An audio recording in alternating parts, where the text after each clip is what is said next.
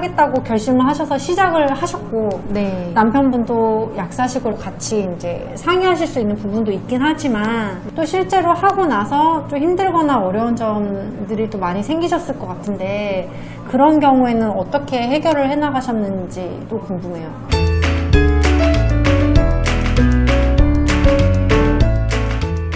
가장 어려운 점은 창업 말고도 저는 새로운 일을 시도하는 걸 굉장히 두려워하는 사람이었어요. 네. 하나라도 실패하면 내가 무너진다고 생각했어요. 네, 아마도 좀 여린 상태였던 것 같아요. 심리적으로나 어떤 성장 상태가. 작은 성공을 하면 되게 뿌듯함이 있는 게 아니라 이것도 무사히 넘겼구나. 뭐 이런 마인드셋이 더 강했던 것 같고. 네.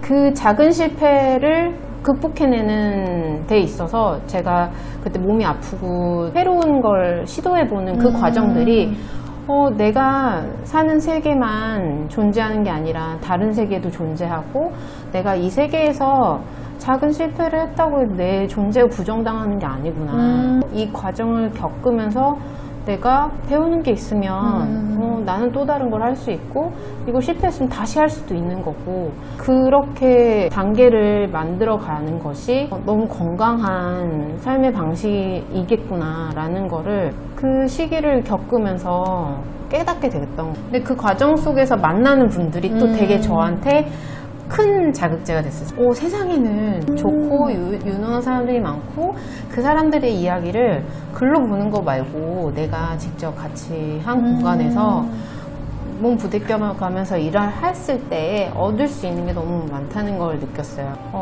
같이 성장하는 사람이 있다는 건 되게 즐거운 경험이더라고요.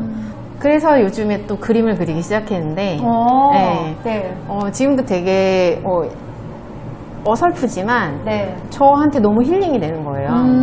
이 바쁜 와중에도 저를 되돌아볼 시간이 너무 없어서 그게 고민이었는데, 그 그림을 그리면서 저를 되돌아보게 되고, 한 텀 좀 숨고르기가 되니까 그림을 그리거나 글을 쓰거나 하는 것들이 꼭 마케팅을 위해서가 아니라 저를 되돌아보고 저를 다듬는 시간에 너무 중요한 부분이라서, 그것도 누구한테 보여지는 글이라고 생각하면 실패잖아요. 완성도가 떨어지고 하면 판매할 수 없는 거니까.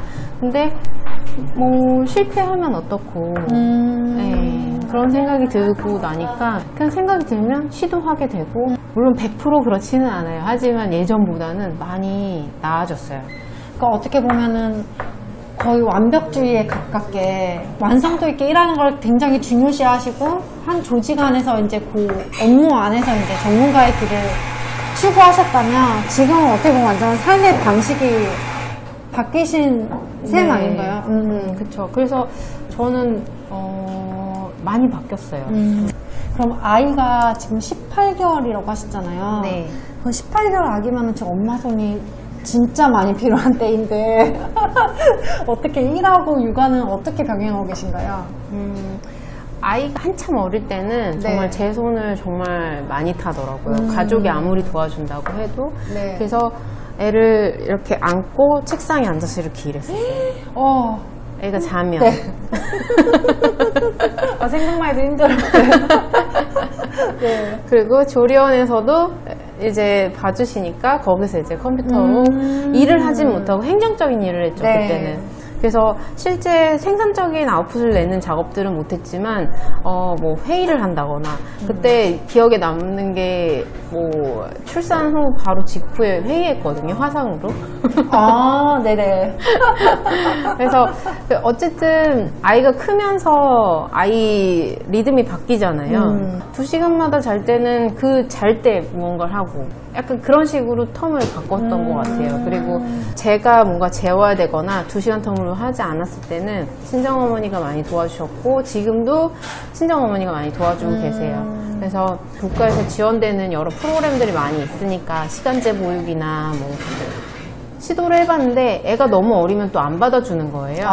6개월부터 이제 봐준다고 분명히 적혀 있지만 애를 안고 가면 애가 너무 어리니까 돌 지나서 걸으며 오라고 하는 거예요. 근데 그런 과정들이 너무 지쳤었어요. 근데 그래도 저는 이제 가족이 많이 지원을 해줬으니까 가능하긴 했죠. 그래서 소위 이제 이거를 육아계 금수저라고 하던데.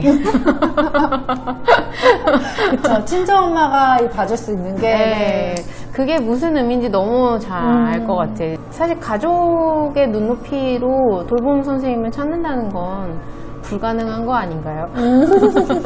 너무 힘든 것 같아요. 힘든 건 너무 명확하고, 저도 그렇지만 다른 창업하시는 어머님들처럼 애가 좀 크면 제가 좀 데리고 다녀야죠.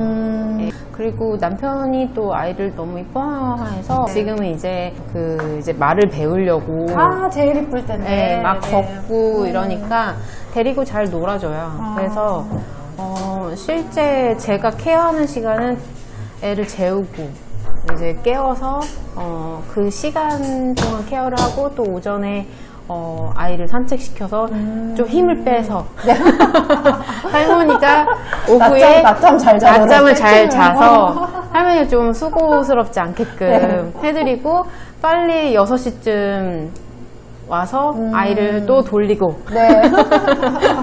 아마 직장 생활을 했다면은 아침 8시, 7시에 출근해서 아마 제 일하는 패턴이 12시에 왔을 거예요.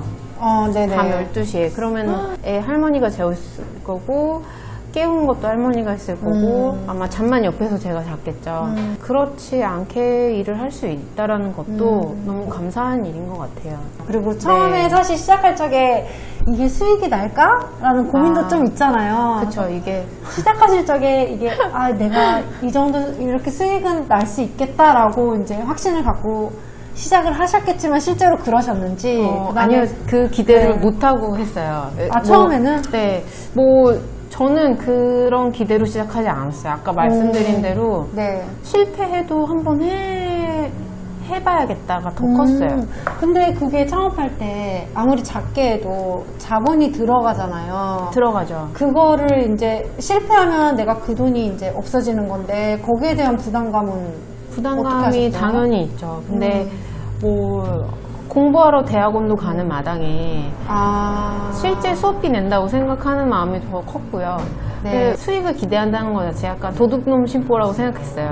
왜냐하면 제가 사업가 기질이 한 번도 해본 적이 없는데 바로 돈을 버는 게 이상하잖아요. 물론 타고난 장사꾼 기질인 사람들이 있죠. 그분들은 장사를 안 해도 어렸을 때부터 무언가를 아마 거래하는 관계를 지속적으로 하셨을 거예요. 근데 저는 생산자였거든요. 그냥 무언가를 만드는 사람. 그러다 보니까 이걸 만들기만 했지 누구한테 어떤 가격에 어떤 사람에게 팔아본 경험이 전무후무한 거예요. 심지어 직장인들은 연봉 협상도 사실 말만 협상이지 한 적이 없잖아요. 저도 협상을 잘하는 사람은 아니었어요. 그냥 뭐 한다는 것 자체가 저는 그거 마음에 들지 않습니다 라는 표현을 온몸으로 하는 정도지. 우리나라가 또 이게 돈에 대해서 또 이렇게 탁 놓고 얘기하지 않는 문화기도 하고. 그리고 낯선 사람을 만날 일도 없고 영업이라는 거를 한 번도 해본 적이 없고 다 모든 영업은 기획자분들이 하거나 대표님이 해서 일을 따오는 일들이었기 때문에 그럴 일도 없고 그래서 수업료라고 생각하고 시작한 게 좀 사실 컸었어요. 아무리 누군가 성공한 창업자 이야기를 듣든 그리고 저도 이제 성공한 스타트업에서 일을 해와도 그 노하우는 옆에서 있는다고 배워지는 건 아니더라고요. 왜냐하면 제가 그 스타트업에서 한 분야에 일을 한 거지 이 회사가 살아남기 위해서 성장하기 위한 그 고민을 그 한 회사의 대표만큼 하지는 못하거든요.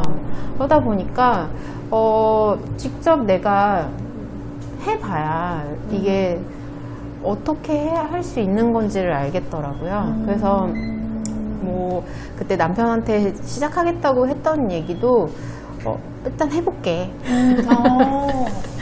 그게 훨씬 더 컸어요. 그러다가 임신을 해서 수익은 첫 해에 기대를 한다는 것 자체가 정말 어려운 상황이었고 왜냐면 첫 해에는 저희가 하고자 하는 방향에 공감해 주시는 분들은 있었지만 실제 일은 저 혼자 하는 거였어요.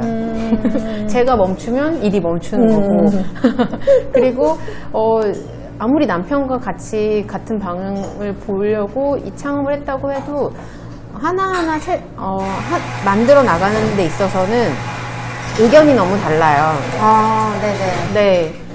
그러니까 진도 하나 내기가 너무 어렵더라고요. 그래서 그 1년간은 수익이 전혀 없었고 그 다음 해에 수익이 생겼고 그리고 올해는 그 수익을 이미 넘은 상태로 세팅이 돼서 잘 모르겠지만 일단 시작해봐야지 라고 하는 단계를 시작을 해놓으니 전에는 몰랐던 그런 아카데미도 많고 아주 초기에 진입할 수 있는 그 과정에 구글 엄마 캠퍼스도 만난 거고 네네. 그리고 이제 창업 지원 자금도 이제 받게 된 거고 거기 와중에 구청에서 진행하는 지원 공간도 있고 멘토링 프로그램도 있고 저는 그 과정들이 도움이 많이 됐었기 때문에 그러면서 자연스레 파트너들도 생기고 그러면 네. 시작하면 보이는 길이 있다라는 거는 것 같아요. 지금도 너무 솔직히 네. 안 보이는 미래가 많지만 네. 그리고 비즈니스 모델도 계속 다듬어 나가고 있지만 그럼에도 이게 실패해서 두렵다기보다는 새로운 누군가와 인연이 돼서 무언가를 만들어낼 수 있다라는 기대감이 더 크죠. 올해 네. 디어라운드 계획이 어떻게 되시나요? 저희 주 고객이 35세에서 55세 일하는 여성이거든요. 네네. 그리고 자기 일이 중요하신 여성분들이세요. 왜냐하면 그 시기에 이런 가족 건강 돌봄의 위기를 닥쳤을 때 대응할 수 있는 지원 서비스가 없어요. 저희를 응원해 주실 분들도 그분들이라고 생각하고요. 네. 그리고 그분들에게 정말 꼭 필요한 존재가 되고 싶어요. 결국에 저와 같은 사람들이고 그런 분들이 다시 꿈꿀 수 있도록 그 다시라는 의미가 그 기간으로 한정되기보다는 사실 마음의 문제인 것 같거든요. 나는 하루 만에도 실패했다고 생각할 수도 있고 혹은 좌절할 수도 있고 하는데 다시 일어날 수 있도록 다시 꿈꿀 수 있도록 다시 새로운 미래를 나아갈 수 있도록 하는 그런 이야기를 나눴으면 좋겠어요. 근데 저는 여기서 네. 일을 하고 있는데 왜 다시 꿈꾸라고 하는지가 좀 궁금해요. 예를 들면 뭐 간병으로 인해서 네. 일을 그만두게 됐다거나 이런 네. 상황을 고려하신 건가요? 네, 그 부분이 고려가 제일 컸고요. 저희 서비스는 단발성으로 일어나는 일에 대응되기에는 만나기 어려운 부분이 있더라고요. 그거는 가족이 케어할 수 있는 부분인 거예요. 근데 장기적으로 이제 반복적으로 일어나는 경우에는 그때 대부분 여성들이 그럼 내가 포기하고 정리를 해볼까?